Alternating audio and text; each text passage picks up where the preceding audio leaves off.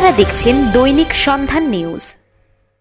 আসামের পাথারকান্দিতে বুনো দামালদের তাণ্ডব অব্যাহত, হাতির পদপৃষ্ঠে নিহত শ্রমিক।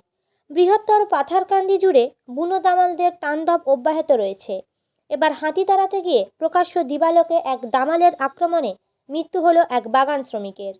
হত শ্রমিকের নাম রাজু চাষা, বয়স 40, বাড়ি পাথারকান্দি থানাধীন পুদিনী চা বাগানের 5 নং ওয়ার্ডে। লোমহর্ষক এই ঘটনাটি সংঘটিত হয়েছে আজ সকাল আনুমানিক 8টা নাগাদ। জানা গেছে, গত কিছুদিন থেকে বুনো হাতির দলে থাকা 5টি হাতির মধ্যে একটি অসুস্থ হাতি বিভিন্ন জনগণের বাড়িতে ঢুকে বাড়ির ফসল তছনছ করছিল। এতে আতঙ্ক ছিল সর্বত্র। এই হাতিটি গতকাল রাত থেকে পুদিনী বাগানে অবস্থান করে তার তাণ্ডব অব্যাহত রেখেছিল। এতে আতঙ্কিত জনগণ হাতিটিকে তাড়িয়ে দিতে গেলে ঘটে বিপত্তি। আজ সকালে স্থানীয়দের সঙ্গে বাগান শ্রমিক রাজু চাষাও হাতি তাড়ানোর কাজে ছিলেন বলে জানা গেছে। এমন সময়ে দুর্ঘটনাবশত হাতিটি মারমুখী জনগণের দিকে পাল্টা তেড়ে আসলে অন্যরা পালিয়ে যেতে সক্ষম হলেও রাজু চাষা পালাতে পারেননি। ফলে হাতিটিটাকে সুরে ধরে দিয়ে মাটিতে ফেলে বেশ কয়েক ঘা আছাড় মেরে পালিয়ে যায়। এমন ঘটনায় গোটা এলাকা জুড়ে নতুন করে হাতি আতঙ্ক দেখা দিয়েছে।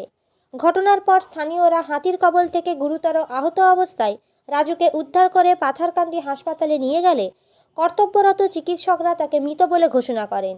এদিকে ঘটনার খবর পেয়ে ঘটনাস্থলে ছুটে আসেন পুদিনী জিপির সভানেত্রী নমিতা গোয়ালা, পাথারকান্দির রেঞ্জার দেবজ্যোতি নাথ, বিধায়ক কৃষ্ণেন্দু পাল।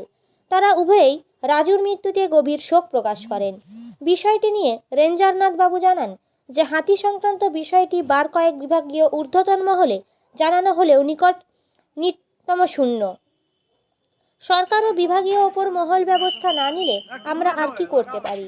বিষয়টি বন বিভাগের ঊর্ধ্বতন কর্তৃপক্ষের সঙ্গে আলোচনা করা হয়েছে এবং অবিলম্বে নিহত ত্রিপুরা থেকে পরিবার যাতে সরকারি আর দৈনিক সাহায্য পায় সে ব্যবস্থা করা হচ্ছে। বিধায়ক কৃষ্ণেন্দু পাল নিজ প্রতিক্রিয়াতে বলেন যে বন বিভাগের ওপর মহলের খামখেয়ালিপনার খেসারত দিতে হচ্ছে নিরীহ জনগণকে।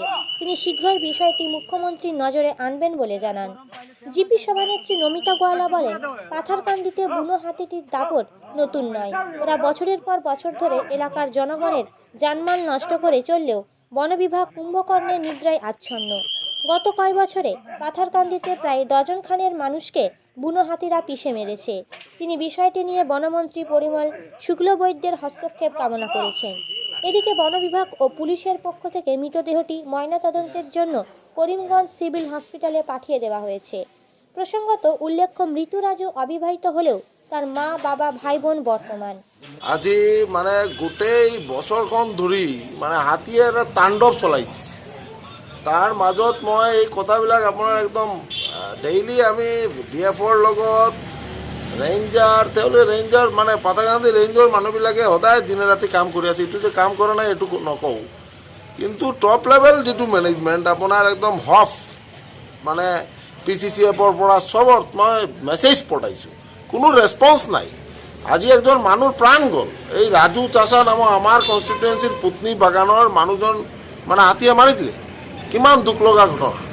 আজি ইমান দিন ধৰি তেওঁলোকে আমি এইটো মাননীয় মুখ্যমন্ত্ৰী মহোদয়ৰ ওচৰত মই এইবিলাক কথা দাঙি ধৰিম যে আজি ফৰেষ্ট ডিপাৰ্টমেণ্টে কি কাম কৰিলে যে আমাৰ ইয়াত আজি গুৱাহাটীৰ পৰা তেওঁলোকে এটা বিশেষজ্ঞ টিম পঠাব পৰা নাই।